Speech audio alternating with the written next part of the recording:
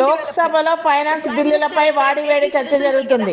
ఈ చర్చలో TMC MP Mahua Moitra మాట్లాడారు. కేంద్ర బడ్జెట్ లో చంద్రబాబు, నితీష్ కుమార్ ల సంతోషం కోసం నిధులు ఇచ్చారని టీఎంసీ ఎంపీ మహువా మొయిత్రా ఆరోపించారు. ప్రధాని మోదీ పేద ప్రజలకు ఇండ్లు కట్టిస్తానని చెప్పి మాట తప్పారని విమర్శించారు. పేద ప్రజలకు ఇండ్లు ఎప్పుడు కట్టిస్తారో సమాధానం చెప్పాలని ప్రశ్నించారు.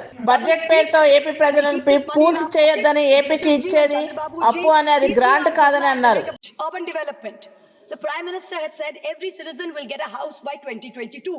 We are now in 2024 and we are still making allocation for 3 crore more houses. Yes. Can you please tell us how many more houses we need and when it's going to be done? Let's get this over with. 2047. Priority 6, interest-free loan for competitive federalism. So this is double speak. We'll keep this money in our pocket. If Nitish ji and Chandrababu ji see through our jumla and they make a big fuss, we'll have some additional funds to keep them happy and to keep the government going.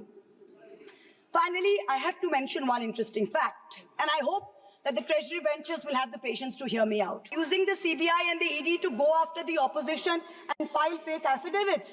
Or is it because you have outsourced the CBI and the ED completely to a businessman in Ahmedabad who's controlling the whole thing? Why have you reduced it? Mancherial జిల్లా జన్నారం, నిజామాబాద్, ఆర్మూర్లలో ద్విచక్ర వాహనాలను దొంగతనం చేస్తున్న 4 దొంగలను పట్టుకున్నామని DCP Bhaskar అన్నారు. వారి వద్ద నుండి 25 లక్షలు విలువ చేసే 15 ద్విచక్ర వాహనాలను స్వాధీనం చేసుకున్నామని తెలిపారు. దొంగలించిన వాహనాలను ప్రజలు కొనవద్దని చెప్పారు. ఈ రోజు ఉదయం మంచిర్యాల జిల్లా జన్నారం పోలీస్ స్టేషన్ పరిధిలో కలమడుగు బ్రిడ్జి దగ్గర Jannaram SI and Luxettipet CI వారి సిబ్బంది వెహికల్ చెకింగ్ చేస్తూ ఉండగా 2 యువకులు వెహికల్ ప్రాపర్ నెంబర్ ప్లేట్ లేకుండా అండ్ డాక్యుమెంట్ లేకుండా రావడం జరిగింది. వాళ్ళని పట్టుకొని విచారించగా ఆ 2 కూడా పల్సర్ బైక్లు దొంగతనం చేసినారని ఒప్పుకున్నారు.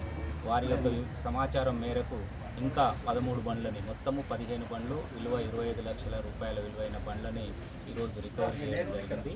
దీంట్లో మటపల్లి పవీను, జగిత్యాల జిల్లా బొడ్డు అరుణు అండ్ మాగేని దేవనర్సయ్య అనే వాళ్ళు 3 ఒక గ్రూప్గా ఏర్పడి దొంగతనాలు చేస్తూ వాళ్ళతో జన్నారం మండలం చేసిన కోట వినయ్ అండ్ వేముల ప్రవీణ్ అనే 2 యువకులను కూడా కలుపుకొని 5 ఒక గ్రూప్గా ఏర్పడి హైదరాబాద్, నిజామాబాద్, ఆర్మూర్, జన్నారం ఇంకా వివిధ రాష్ట్రంలోని వివిధ ప్లేస్లలో ఈ బండ్లని దొంగతనం చేయడం జరిగింది.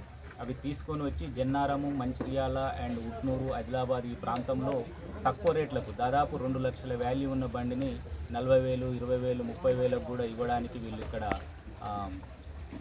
అమ్మడానికి జనాల్ని సంప్రదించడం జరుగుతుంది. తెలంగాణకు పెట్టుబడుల లక్ష్యంగా వెళ్లిన మంత్రి కోమటిరెడ్డి వెంకటరెడ్డికి అమెరికాలో తెలంగాణ ఎన్ఐఏలు ఘన స్వాగతం పలికారు. Dallas fort worth international airport నుంచి సామ భారత్ రెడ్డి, పాషం సందీప్ రెడ్డి ఆధ్వర్యంలో భారీ కాన్వాయ్తో స్వాగతం పలకడానికి వచ్చారు. కళ్యాణ్ లక్ష్మి షాది ముబారక్ చెక్కులను భద్రాచలం ఎమ్మెల్యే తెల్ల వెంకట్రావు పంపిణీ చేశారు. పేద ప్రజలు ఆడబిడ్డకు పెళ్లి చేసి ఇబ్బందులు పడకూడదనే ఉద్దేశంతో ప్రభుత్వం కళ్యాణ లక్ష్మి షాది ముబారక్ పథకం పేరుతో ఆర్థికంగా ఆదుకుంటుందని చెప్పారు. 42 చెక్కులను మండల ప్రజలకు ఇవ్వడం ఆనందంగా ఉందన్నారు. హన్మకొండ జిల్లా భీమదేవరపల్లి మండలం ముల్కనూరు గ్రామంలో అంబేద్కర్ విగ్రహం వద్ద జాతీయ చేనేత దినోత్సవ కార్యక్రమం జరిగింది. చేనేత కార్మికులు వృత్తిదారులతో కలిసి మంత్రి పొన్నం ప్రభాకర్ కేక్ కట్ చేసి శుభాకాంక్షలు తెలిపారు. చేనేత కార్మికులకు ప్రభుత్వం అండగా ఉంటుందన్నారు. చేనేత వస్త్రాలు ధరించి చేనేత కార్మికులకు చేయూతనివ్వాలన్నారు. మారుతున్న దానికి అనుకున్న డిజైన్లను కూడా పెంచవలసే విధంగా మరి యొక్క కార్యక్రమాన్ని తీసుకుంటాను. తప్పకుండా సమాజంలో ఉన్నటువంటి అందరూ కూడా చేనేత వర్గానికి అండగా ఉండే విధంగా చేనేత వస్త్రాలను ధరించడం కావచ్చు, చేనేత బట్టలకు సంబంధించిన ఆదరించడం కావచ్చు చేయాలని సందర్భంగా కోరుకుంటూ నేతన్నలందరికీ కూడా ఈ యొక్క జాతీయ చేనేత దినోత్సవం సందర్భంగా శుభం జరగాలని, పెద్దలు ఆనాడు మన తెలంగాణ సాధనలో మొదటి దశ ఉద్యమంలోనే మంత్రి పదవిని సైతం త్యాగం చేసినటువంటి ఆచార్య కొండా లక్ష్మణ్ బాపూజీ గారిని మనం ఆదర్శంగా తీసుకోవాలి. ఆనాడు ఏ విధంగా పోరాటం చేసిండో ఇయ్యాలను వృత్తి రక్షణకు కావచ్చు లేదా సమాజంలో మన యొక్క సమస్యల్ని పరిష్కరించుకోవడానికి ఐక్యంగా పద్మశాలి వర్గం అంతా కూడా ఐక్యంగా ప్రభుత్వం నుంచి ఈ యొక్క హక్కులను సాధించే దిశలో ఉండాలని ఆకాంక్షిస్తూ మరొక్కసారి అందరికీ జాతీయ చేనేత దినోత్సవ శుభాకాంక్షలు.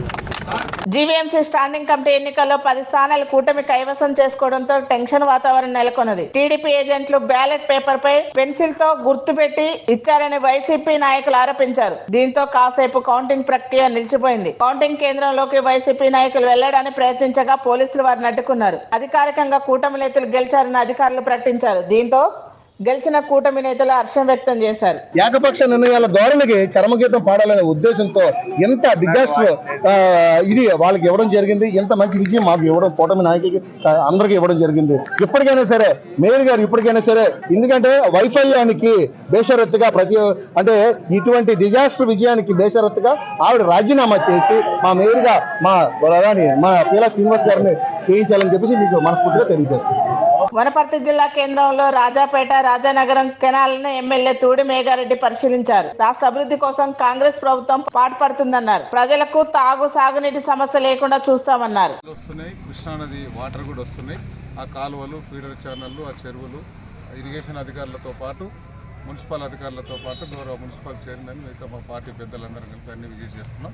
దానిలో భాగంగానే 2-3 నెలల కిందట వనపర్తి జిల్లా కలెక్టర్కు జిల్లా కాంగ్రెస్ పార్టీ ఆఫీస్ కోసం నేను లెటర్ రిక్వెస్ట్ చేసి ఉంటే నేను ఇచ్చుంటే దానికి కలెక్టర్ గారు సర్వే నెంబర్ 73 1 ఎకర్ ఎక్స్టెంట్ ఇస్తానని చెప్పింటే ఈరోజు మా టౌన్ అధ్యక్షుడు, మా కాంగ్రెస్ పార్టీ మండల నాయకులు అందరం కలిసి విజిట్ చేసినాం.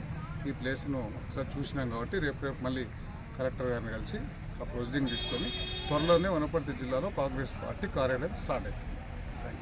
లైఫ్ ఇన్సూరెన్స్, హెల్త్ ఇన్సూరెన్స్ పై జీఎస్టీలో ధనికులతో పాటు పేదవానిపై భారం మోపారని టీవీఎంసీ ఎంపీ మహువా మొయత్రా ఆరోపించారు. లోక్సభలో ఫైనాన్స్ బిల్లుపై టీఎంసీ ఎంపీ మహువా మొయత్రా ఇన్సూరెన్స్ల పేరుతో 8,363 కోట్లు వసూలు చేశారన్నారు. ఇది అంత పేద ప్రజల బ్లడ్ మనీ అని ఆవేదన వ్యక్తం చేశారు. జీఎస్టీ భారం భరించలేక పేద ప్రజలు ఇన్సూరెన్స్ తీసుకోవడానికి వెనుకంజ వేస్తున్నారన్నారు. The current GST regime is irrational and iniquitous. There is 18% GST levied on life insurance and medical insurance products. The Honorable MOS Finance yesterday on Monday told this House that the government has collected 8,263 crores as GST on health insurance for the fiscal year 23-24 alone. This is blood money. Our Honorable Chief Minister Mamata Banerjee wrote a letter to the Finance Minister, to the Centre, pointing out that this is a completely anti-people tax. What is life insurance? What is health insurance? It is people guaranteeing and spending money and protecting against life's uncertainties, against accident, against injury, against ill health, against death. What are you doing? You are imposing GST, same rate that a billionaire pays, the poorest middle class person has to pay. So people are deterred from taking out new policies. People are deterred from continuing existing insurance. విశాఖలో నూతన criminal చట్టాలను రద్దు చేయాలని demand చేస్తూ జిల్లా court వద్ద న్యాయవాదులు నిరసన వ్యక్తం చేశారు. ఈ చట్టాలు పౌర హక్కులను కాలరాస్తాయని ఆల్ ఇండియన్ లాయర్స్ యూనియన్ నేతలు విమర్శించారు. నూతన క్రిమినల్ చట్టాల వల్ల భవిష్యత్తులో న్యాయ వ్యవస్థ మనుగడ ప్రశ్నార్థకంగా మారుతుందని ఆరోపించారు. నా పేరు పాక సత్యనారాయణ, సీనియర్ న్యాయవాది, విశాఖపట్నం డిస్ట్రిక్ట్ కోర్టు. ఈ రోజున భారతదేశ వ్యాప్తంగా ఒక ఉద్యమం అనేది భారతం జరుగుతుంది. ఎందుకు జరుగుతున్నాయంటే ప్రభుత్వం తీసుకునే నిర్ణయాలు ప్రజాస్వామ్యానికి కూని చేసే విధంగా ఉంది. ఎందుకంటే ఎవరైనా నేరస్తుడు నేరం చేసినప్పుడు ఆ నేరం వెంటనే ఎఫ్ఐఆర్ కట్టి అన్ని రిమాండ్కి తరలించడమే ఇదో జరుగుతుంది. కాంగ్రెస్ ప్రభుత్వం ప్రజలకిచ్చిన హామీలు వెంటనే అమలు చేయాలని CPIML mass line Khammam collectorate ముందు ఆందోళన చేశారు. ఇచ్చిన హామీలను అమలు చేయకుండా నిర్లక్ష్యం చేస్తుందని పార్టీ జిల్లా కార్యవర్గ సభ్యులు వెంకటేశ్వర్లు విమర్శించారు. ఇల్లు లేక అనేక ఇబ్బందులకు గురవుతున్నారని ఆవేదన వ్యక్తం చేశారు. ఇచ్చిన హామీలు నెరవేర్చకుండా ఉన్న ఫలితంగా కాంగ్రెస్ పార్టీ అనేక వాగ్దానాలు చేసి అధికారానికి వచ్చింది.